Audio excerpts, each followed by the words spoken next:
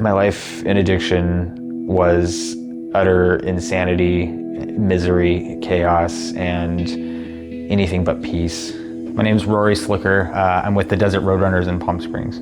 As a kid in Lompoc, it was a fairly liberal city, just liberal about 10 years behind the rest of the times. I was itching to leave. I moved out of my family's house when I was 16, troubled home kind of stuff.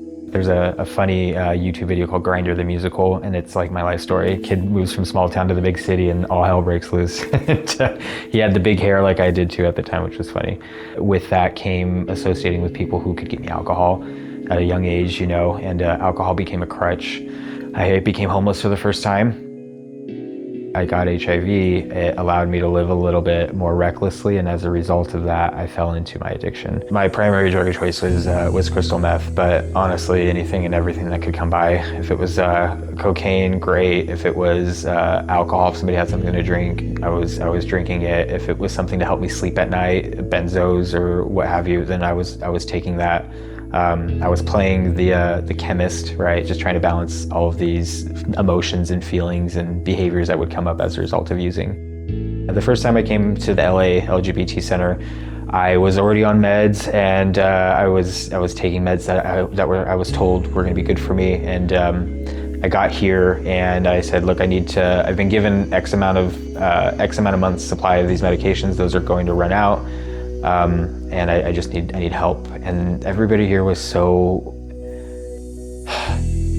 more kind than I probably deserved in that time, because I'm over here calling the shots on my health and all this kind of stuff, instead of being willing to take direction or counsel for my situation, thinking that I knew what was best for me in that moment, when really I was afraid and had no idea what was going on, and they worked with me. Harm reduction is intrinsic to the way that we provide healthcare. We can't put our own values onto people and expect to come to a place of success. We have to meet them where they are, work with them where they are, and hopefully bring them to a place that protects their health, the health of their partners, and the health of our community. The Los Angeles LGBT Center, in addition to being a community center, is also a federally qualified health center. So that means we provide robust, comprehensive health services to people regardless of their ability to pay. LifeCycle brings in unrestricted funds that allows us to be really innovative with the services that we provide, with the way that we try and tackle HIV and how it looks today, how we can provide social services for long-term survivors, how we can provide new ways around testing and education for younger queer people, and how we can provide the kind of case management that's needed to help all of our clients stay on PrEP and stay on their HIV meds, to stay undetectable or to stay HIV-free. Some of the services I received at the LA LGBT Center, first big one was counseling, just on keeping myself safe, right? The importance of maintaining the strict schedule of my medications.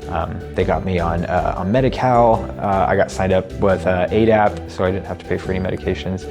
I got all of my screenings and everything taken care of. I came in and felt welcome and comfortable.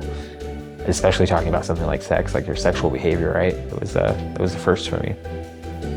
For me, the most critical piece about being part of ALC and giving back is being able to do for others what folks who did the ride did for me when they came through my hometown. It was being able to just be me and live out loud, be a proud HIV positive man who can share his story and talk about how it's doable despite your background, having a goal and being able to accomplish it, or trying your best to accomplish it.